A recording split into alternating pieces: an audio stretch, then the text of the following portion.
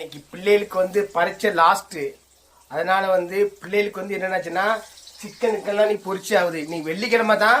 அதனால என் மகா கேட்டா, என் பிள்ளைகள் கேட்டு, அதனால வந்து நாங்கள் சாப்பிடல. அதனால என் பிள்ளைகளுக்காக நீ சிக்கன் பார்த்தீங்களா.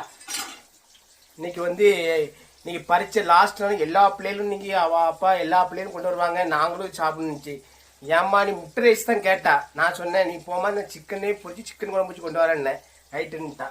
அதை எல்லாம் பொரிச்சிட்டு இருக்கோம். நீ காலையிலே உட்காந்து என் பொண்டாட்டி நாங்கள் எல்லாரும் ஒண்ணுங்க வேலை பிள்ளைகளுக்காக எல்லாம் எடுத்து வச்சுட்டு இருக்கோம். ஏன்னா பிள்ளைகள் சந்தோஷம் தான் நம்ம சந்தோஷம். ஏன்னா அதை வந்து நம்ம மாறவே கூடாது. 1000 தொல்லைகள் வந்தாங்க. பிள்ளைகளுக்கு ஒன்றுனா நம்ம அதை கரெக்டாக பண்ணிக்கிட்டே இருக்கணும். பிள்ளைகளுக்கு அப்புறம் தான் மற்ற கதை. அது மழையா இருந்தாங்க தான், துருமா இருந்தாங்க தான், என்ன அப்படின்னா ஓகே.